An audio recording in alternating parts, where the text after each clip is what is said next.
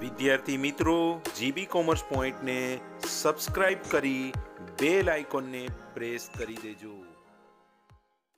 હાલો વિદ્યાર્થી મિત્રો, GB commerce પોઈન્ટમાં આપનું હાર્દિક સ્વાગત છે. વિદ્યાર્થી મિત્રો, આજે આપણે વિષય નામાના મૂળ તત્વો ધોરણ 12માં એનો ભાગ પહેલો અને એમાં પ્રકરણ 5મો ભાગીદારનો પ્રવેશ એના વિશે આપણે ચર્ચા કરવાના છીએ. ભાગીદારનો પ્રવેશ જે છે એ ચેપ્ટરમાં બોર્ડના પ્રશ્ન પેપરમાં કુલ ગુણ કેટલા માર્ક્સનું પૂછાય છે અને કેવી રીતે એ પહેલા આપણે સમજીએ. તો વિદ્યાર્થી મિત્રો, બોર્ડના પ્રશ્ન પેપરમાં વિભાગ બી કે જેમાં એક વાક્યનો જવાબ આપવાનો હોય છે એમાં પૂછાય છે એક પ્રશ્ન આ ચેપ્ટરમાંથી અને એનો બોર્ડની એક્ઝામમાં એનો પ્રશ્ન ક્રમાંક હોય છે 13મો અને એનો ગુણ છે 1. વિભાગ ઈ કે જેમાં મોટા દાખલાઓ હોય છે એમાં એક દાખલો પૂછાય છે અને બોર્ડના પ્રશ્ન પેપરમાં એનો પ્રશ્ન ક્રમાંક હોય છે 31 અને એ દાખલાનો ગુણભાર છે 8 માર્ક્સનો. આમ કુલ ગુણ 9 માર્ક્સનું આ ચેપ્ટરમાંથી પૂછાય છે. હવે વિદ્યાર્થી મિત્રો, આ ચેપ્ટરમાં આપણે જોઈએ તો મહત્વનો જે પોઈન્ટ છે 8 માર્ક્સનો દાખલો. જો 8 માર્ક્સનો દાખલો આપણે સ્ટેપ બાય સ્ટેપ સમજીએ અને વ્યવસ્થિત રીતે એની પ્રેક્ટિસ કરીએ તો ખૂબ જ સરળ છે. તો હું તમને વિદ્યાર્થી મિત્રો સ્ટેપ બાય સ્ટેપ 8 માર્ક્સનો દાખલો કેવી રીતે કરશું એ સમજાવીશ અને તમારે એની પ્રેક્ટિસ કરવાની છે. તો 100% આ 8 માર્ક્સના દાખલામાંથી તમે 8 માર્ક્સ મેળવી લેશો. દાખલાની ગણતરીમાં 5 બાબતો ધ્યાનમાં લેવાય છે. આ 5 બાબતો મહત્વની છે દાખલામાં. પહેલું, નફા નુકસાનનું નવું પ્રમાણ અને જૂના ભાગીદારોનું ત્યાગ, જે આપણે અત્યારે સમજવાના છીએ. નવું પ્રમાણ અને જૂના ભાગીદારોનો ત્યાગ. સેકન્ડ, પાઘડી અંગેની હિસાબી અસરો, જે આપણે ત્યાર પછી આપણે સમજશું. અને ત્રીજું, અનામતો અને એકત્રિત નફા કે નુકસાનની અસરો, જે આપણે પુનર્ગઠનમાં આમનોંધ સ્વરૂપે જોયું છે એ જ વસ્તુ અહીંયા આવશે. અને ચોથો નંબર છે મિલકતો અને દેવાના પુનઃમૂલ્યાંકનની હિસાબી અસરો. એના માટે પુનઃમૂલ્યાંકન ખાતું ખોલવામાં આવે છે, જેની હિસાબી અસરો આપણે પુનર્ગઠનમાં શીખી ગયા છે. આ ચેપ્ટરમાં આપણે વ્યવસ્થિત રીતે ફરી વખત એનું પુનરાવર્તન આપણે કરશું. અને 5મો પોઈન્ટ છે ભાગીદારોના મૂડીમાં ફેરફાર. આ પાંચેય મુદ્દાઓ જે છે એ દાખલામાં અસર કરતા છે. તો આપણે સૌપ્રથમ એનો પ્રથમ જે મુદ્દો છે નફા નુકસાનનું નવું પ્રમાણ અને જૂના ભાગીદારનું ત્યાગ, એના વિશે આપણે ચર્ચા કરીએ. નફા નુકસાનના નવા પ્રમાણ અને ત્યાગની ગણતરીમાં વિદ્યાર્થી મિત્રો લગભગ 6-7 રીત આવે છે. એ દરેક રીતને સમજવી જરૂરી છે. ખૂબ જ સરળ છે, કારણ કે દાખલામાં તમને નવું પ્રમાણ પણ ક્યારેક શોધવાનું થાય છે અને ત્યાગ પણ શોધવાનું થાય છે. તો એમાં પહેલી રીત જે છે એ પહેલી રીતમાં મેં 2 રીત એકી સાથે લઈ લીધી છે. એ શું છે આપણે જોઈએ.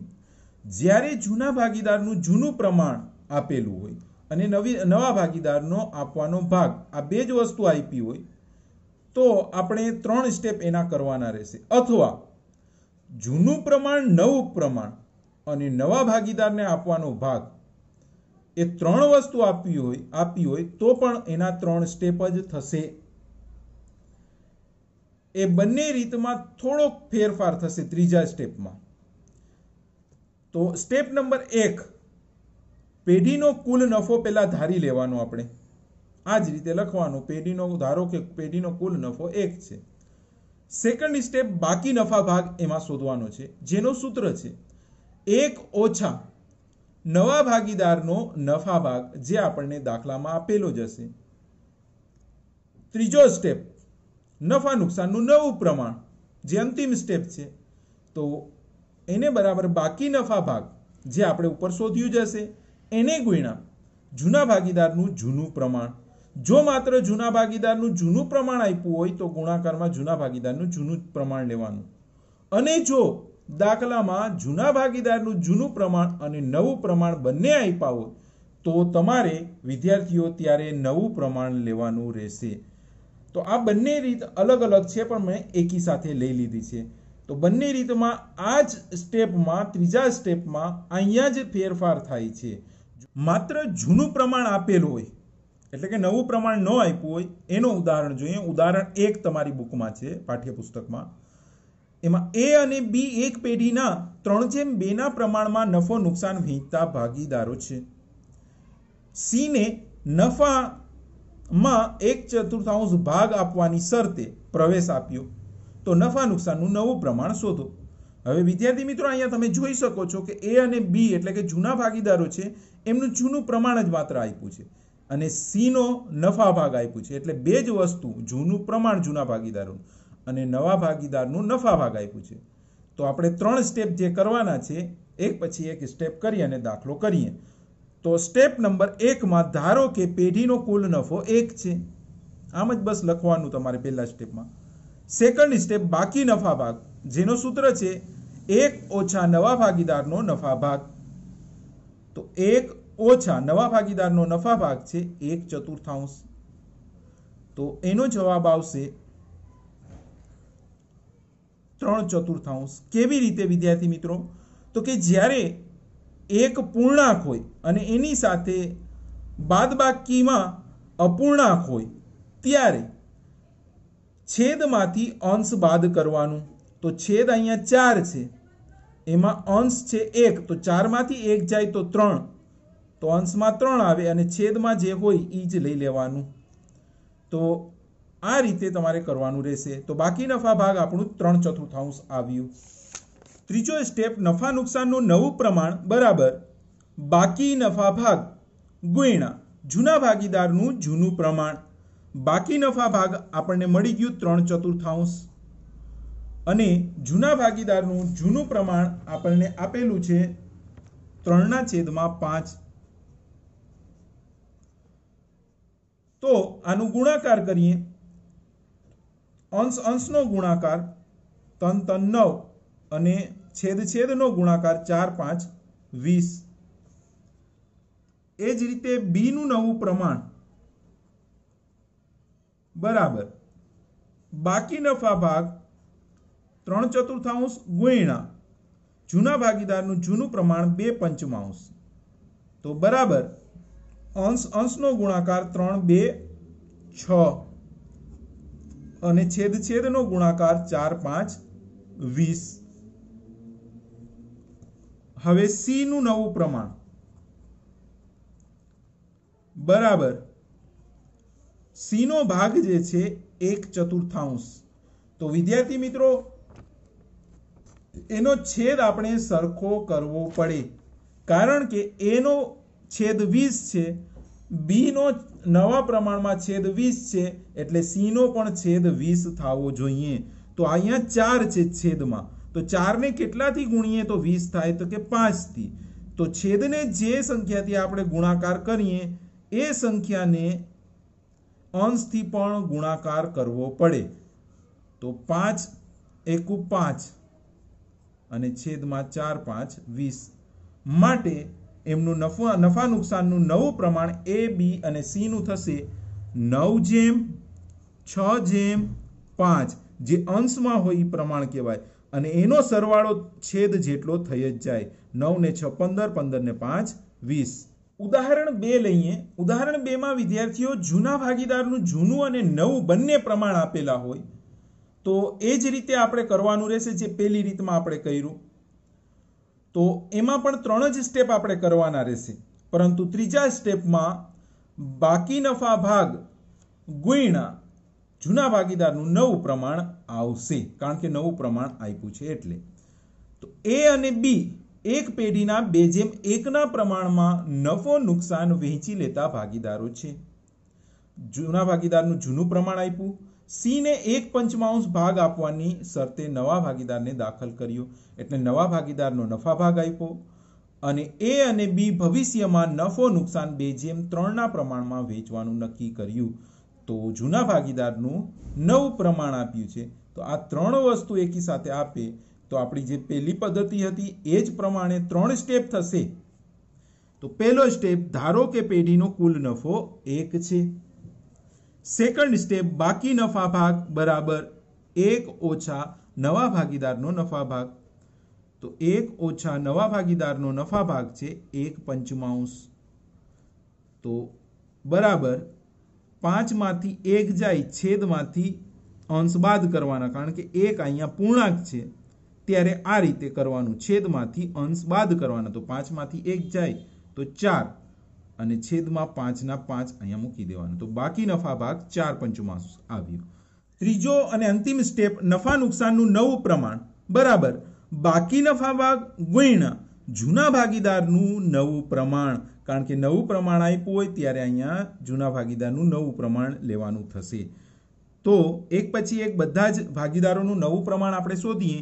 એનું નવું પ્રમાણ બરાબર બાકી નફા ભાગ 4/5 એને ગુણ્યા જૂના ભાગીદારનું નવું પ્રમાણ છે એનું 2/5, તો અંશ અંશનું ગુણાકાર કરે 4 2 8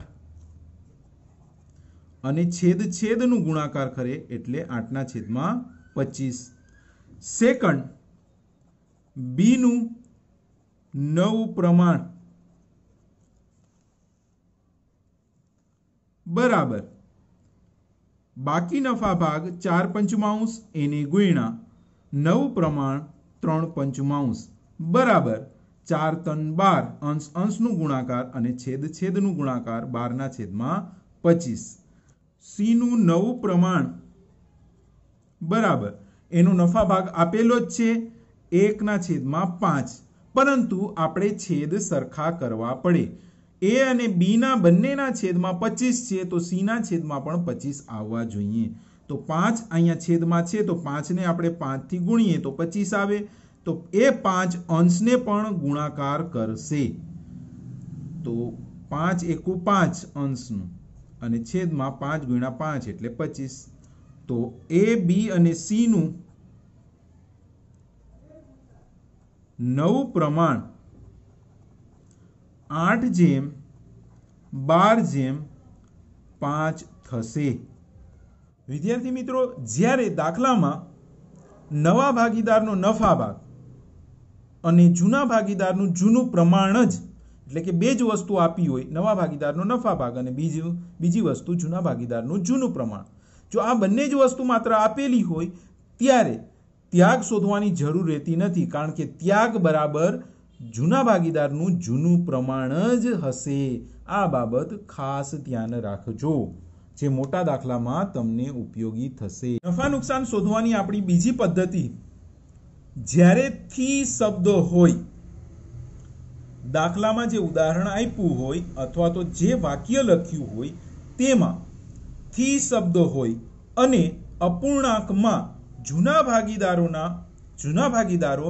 નવા ભાગીદારને ભાગ આપે ત્યારે, આ બે વસ્તુ જ્યારે વાક્યમાં હોય, એક તો થી શબ્દ હોય, કેવી રીતે હશે એ ઉદાહરણમાં હું સમજાવીશ, અને અપૂર્ણાંકમાં જૂના ભાગીદારો નવા ભાગીદારને જે ભાગ આપે એ આપેલું હોય, એટલે અપૂર્ણાંકમાં આપવાનો ભાગ જે છે એ અપૂર્ણાંકમાં આપ્યું હોય અને થી શબ્દ હોય, ત્યારે એ ત્યાગ હશે, અને ત્યાગ ત્યારે શોધવાની જરૂર રહેતી નથી। તો વિદ્યાર્થી મિત્રો, આ રીતે તમને માહિતી આપેલી હશે તો ત્યાગ તમારે તૈયાર હશે એમ સમજવાનું, અને એના આધારે નવું પ્રમાણ શોધવાનું રહેશે, અને નવું પ્રમાણનું સૂત્ર જૂનું પ્રમાણ માઇનસ ત્યાગ, જે અપૂર્ણાંકમાં આપેલ ભાગ હશે। હવે વિદ્યાર્થી મિત્રો, જો આપેલ ભાગો જે અપૂર્ણાંકમાં તમે દાખલામાં આપેલું હશે એના છેદ જો સરખા ન હોય તો છેદ સરખા કરવા પડશે।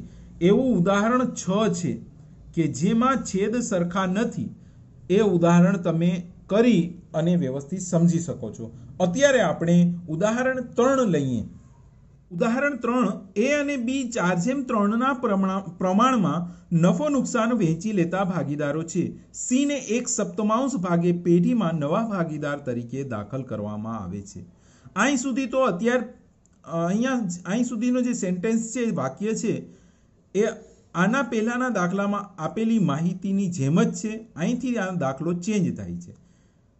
સી કે જે નવો ભાગીદાર છે, 2/21 ભાગ એ પાસેથી અને 1/21 ભાગ બી પાસેથી મેળવશે તો નફા નુકસાનનું નવું પ્રમાણ નક્કી કરો। હવે જુઓ વિદ્યાર્થી મિત્રો, અહીંયા જે જૂનો ભાગીદાર એ છે એ સી ને જે આપે છે ભાગ એ અપૂર્ણાંકમાં આપેલું છે 2/21। આ 2/21, 1/2, 3/4 એ રીતે આપ્યું એ અપૂર્ણાંક કહેવાય। તો અહીંયા 2/21 અપૂર્ણાંક છે એટલે ભાગ અપૂર્ણાંક છે અને પાસેથી આ થી શબ્દ છે, અપૂર્ણાંકમાં આપેલો હોય ભાગ અને થી શબ્દ હોય તો એનો અર્થ કે ત્યાગ જે અપૂર્ણાંક છે એ ત્યાગ છે, તૈયાર ત્યાગ છે। એ જ રીતે બી માં છે, અપૂર્ણાંક છે, ભાગ આપવાનો અપૂર્ણાંકમાં છે અને બી પાસેથી થી શબ્દ છે, માટે બંને અપૂર્ણાંક જે આપણને આપ્યા છે એ આપણા માટે ત્યાગ કહેવાશે। એના આધારે આપણે નફા નુકસાનનું નવું પ્રમાણ શોધવું પડશે। તો વિદ્યાર્થી મિત્રો, એનો ત્યાગ આપણને આપ્યો છે 2/21 અને બી નો ત્યાગ આપેલો છે 1/21। વિદ્યાર્થી મિત્રો, અહીંયા બંનેના છેદ સરખા છે। જો છેદ સરખા ન હોય તો છેદ લસા લઈ અને છેદ સરખા કરવા પડે। નફા નુકસાનનું નવું પ્રમાણ માત્ર એક જ સૂત્ર આમાં રહેશે, બરાબર જૂનું પ્રમાણ માઇનસ ત્યાગ। હવે જૂનું પ્રમાણ એનું નવું પ્રમાણ શોધીએ તો એનું પહેલા જૂનું પ્રમાણ છે 4/7 ઓછા એનો ત્યાગ છે 2/21। હવે આની ગણતરી કરીએ તો વિદ્યાર્થી મિત્રો, જ્યારે છેદ ખૂબ જ મોટી રકમ ના હોય, જેવી રીતે અહીંયા છે અથવા એનાથી મોટી રકમ ના હોય, ત્યારે ક્રોસ ગુણાકાર કરી અને અપૂર્ણાંકની જે રકમ છે એની ગણતરી કરવી થોડીક અઘરી બની જાય, કારણ કે એમાં રકમ મોટી આવે। તો આ ગણતરી આપણે લસા લઈ અને કરવાની રહેશે। લસા કેવી રીતે લઈએ એની સરળ પદ્ધતિ હું તમને કહું છું। વિદ્યાર્થી મિત્રો, છેદમાં 7 અને 21 છે, એ બંનેમાં 21 મોટા હોય તો 21 નો ઘડિયો આપણે બોલશું, 21 નો ઘડિયો અને પછી 7 નો ઘડિયો, એ બંને ઘડિયા બોલતા જે રકમ બંનેમાં આવતી હોય એ રકમ આપણો લસા થશે। જેવી રીતે 21 એકુ 21 ને 7ના ઘડિયામાં 21 આવે છે તો કે હા 7 3 21। પહેલા મોટી રકમનો ઘડિયો બોલવાનો ને પછી નાની રકમનો, તો 21 એકુ 21 એમાં 21 આવ્યા અને 7 3 21 તો બંનેમાં 21 આવી જાય છે, માટે આપણો લસા જે છે એ 21 થશે। હવે છેદમાં 7 છે પહેલા અપૂર્ણાંકમાં, તો 7 કેટલાથી ગુણાકાર કરે તો 21 લસા આવે, તો 7 3 થી ગુણાકાર કરશે તો લસા 21 આવે। એ 3 જે છે એ અંશને ગુણશે। એ જ રીતે બીજા અપૂર્ણાંકના છેદમાં 21 છે તો 21 કેટલાથી ગુણાકાર કરે તો 21 આવે, તો 21 ગુણ્યા 1 થી ગુણાકાર કરે તો 21 આવે। એ 1 અંશને ગુણાકાર કરશે તો 4 3 12 વચ્ચે માઇનસની નિશાની 2 એકુ 2 છેદમાં જે આપણું લસા આવ્યું હોય એ જ મૂકી દઈએ 21। 12 ઓછા 2 બરાબર 10 ના છેદમાં 21।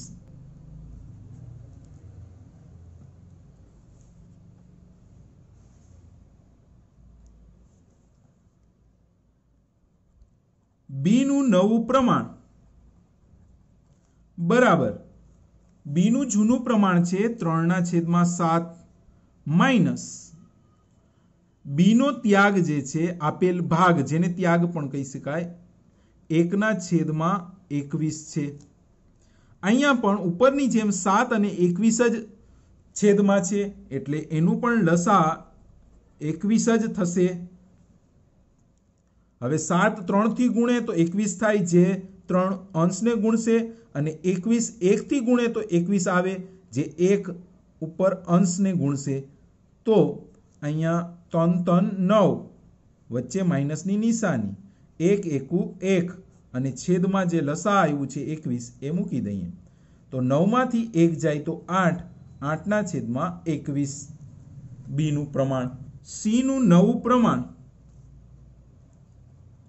એ બે રીતે આપણે મેળવશું, કારણ કે સી નો ભાગ આપેલો જ છે 1/7.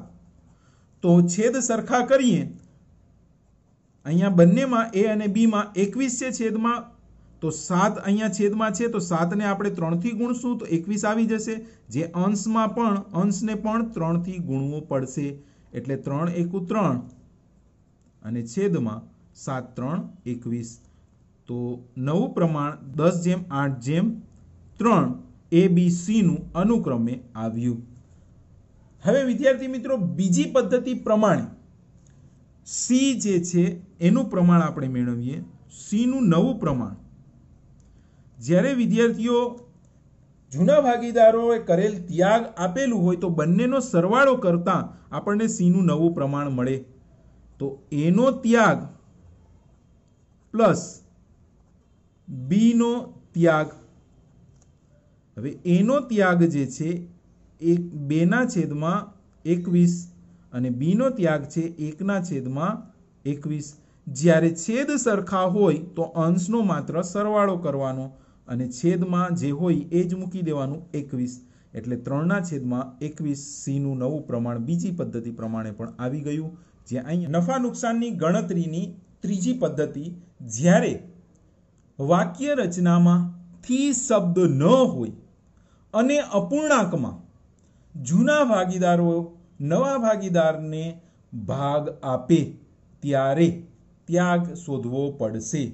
એટલે આપણે આના પહેલાની જે બીજી પદ્ધતિ કરી સેમ એ જ પદ્ધતિ છે, પણ એક ફેરફાર થશે. શું કે થી શબ્દ એમાં નહીં આવે અને અપૂર્ણાંકમાં આપેલ ભાગ આપેલો હશે, તો એમાં આપણે ત્યાગ શોધવો પડશે. તો એનો સૂત્ર ત્યાગ બરાબર જૂના ભાગીદારનું જૂનું પ્રમાણ ગુણ્યા જૂના ભાગીદારે આપેલ ભાગ જે અપૂર્ણાંકમાં હશે, જેને આપણે ત્યાગ પણ કહી શકીએ. પરંતુ ત્યાગ હશે નહીં, ત્યાગ આપણે શોધવાનો છે.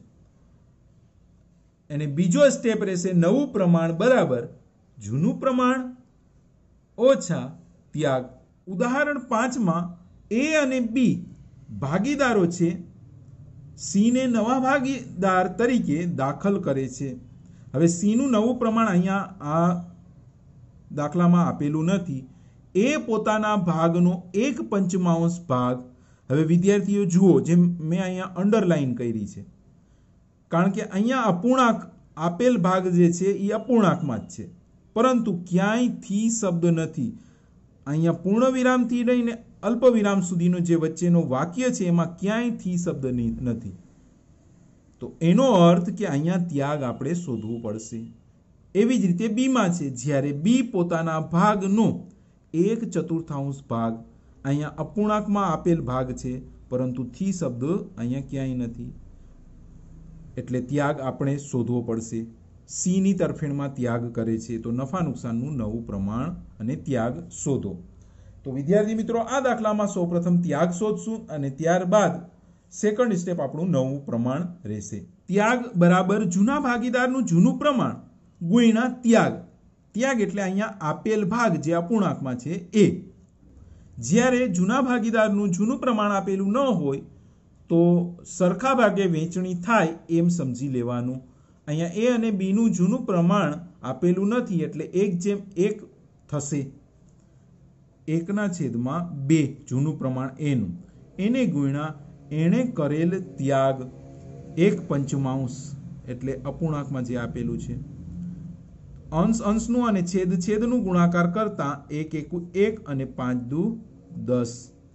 સેકન્ડ બી નો ત્યાગ, એનું જૂનું પ્રમાણ છે 1/2, એને ગુણ્યા એને આપેલ ભાગ 1/4 બરાબર. તો 1 અંશ અંશનો ગુણાકાર 1 એકુ 1 અને છેદ છેદનો ગુણાકાર 4 2 8. હવે વિદ્યાર્થી મિત્રો, અહીંયા ત્યાગનો છેદ બંનેમાં જુઓ.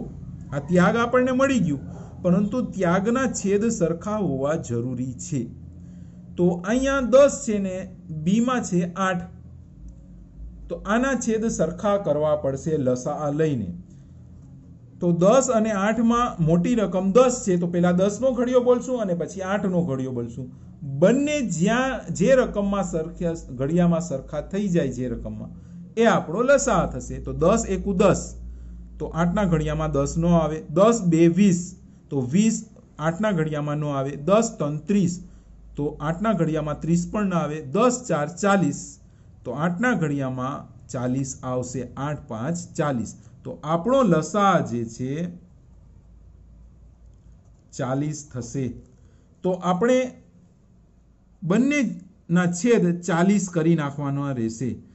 કઈ રીતે? તો કે છેદને 10 અહીંયા છે તો 10 ને કેટલાથી ગુણશું તો આપણે 40 થશે, તો કે 4 જે અંશને પણ ગુણશે એટલે 4 એકુ 4 અને 10 4 40। એ જ રીતે બી માં 8 અહીંયા છેદમાં છે તો 8 કેટલા સંખ્યાથી ગુણશે તો 40 થશે, તો કે 5 જે અંશને પણ ગુણશે તો 5 એકુ 5 અને 8 5 40 છેદ સરખા થઈ ગયા। સેકન્ડ સ્ટેપ આપણો નવું પ્રમાણ બરાબર જૂનું પ્રમાણ માઇનસ ત્યાગ। એક પછી એક ત્રણેય ભાગીદારનું આપણે નવું પ્રમાણ શોધીએ તો એનું નવું પ્રમાણ બરાબર એનું જૂનું પ્રમાણ 1/2 છે, સરખા ભાગે વહેંચે છે એટલે એને માઇનસ ત્યાગ, એનો ત્યાગ છે 4/40। હવે વિદ્યાર્થી મિત્રો અહીંયા 40 દુ 80 આપણે ક્રોસ ગુણાકારથી કરી શકીએ છીએ, બહુ મોટી રકમ અહીંયા નહીં આવે ક્રોસ ગુણાકાર કરતા। તો આપણે અહીંયા અપૂર્ણાંકની જે ગણતરી છે એમાં આપણે ક્રોસ ગુણાકાર કરીએ। સૌપ્રથમ આપણે બરાબરની બાજુમાં જે અપૂર્ણાંક હોય એનો અંશ લેવાનો અને માઇનસ પછીનો જે અપૂર્ણાંક છે એનો છેદ લેવાનો, એ બંનેનો ગુણાકાર 1 × 40 એટલે 40। ત્યાર પછી માઇનસ પછીનો જે અપૂર્ણાંક છે એનો અંશ અને બરાબરની બાજુમાં જે છે એનો છેદ એટલે 4 × 2 વચ્ચે માઇનસની નિશાની 4 દુ 8 અને બંને છેદનો ગુણાકાર 40 દુ 80। તો બરાબર 40 માંથી 8 જાય તો 32, 32 ના છેદમાં 80 આવશે। એ જ રીતે હવે બી નું પ્રમાણ શોધીએ બરાબર બી નું જૂનું પ્રમાણ 1/2 જ છે, એને માઇનસ એણે કરેલ ત્યાગ છે 5/40। તો ક્રોસ ગુણાકારમાં સૌપ્રથમ બરાબરની બાજુમાં જે અપૂર્ણાંક હોય અહીંયા અંશથી લેવાનું 1 × 40 તો 40 એકુ 40 થશે અને ત્યાર પછી માઇનસની નિશાની અને 5 × 2 એટલે 10 અને બંને છેદનો ગુણાકાર 40 × 2 એટલે 80। તો 40 માંથી 10 જાય તો 30, 30 ના છેદમાં 80। હવે સી નું નવું પ્રમાણ અહીંયા વિદ્યાર્થી મિત્રો આના પહેલાના જે 3 દાખલા છે એ રીતે આપણને એનો નવો ભાગ આપેલો નથી। તો વિદ્યાર્થી મિત્રો આના પહેલાની રીતમાં આપણે સમજ્યું એ પ્રમાણે જૂના ભાગીદારોએ કરેલ ત્યાગનો સરવાળો એ નવા ભાગીદારનું નવું પ્રમાણ થાય।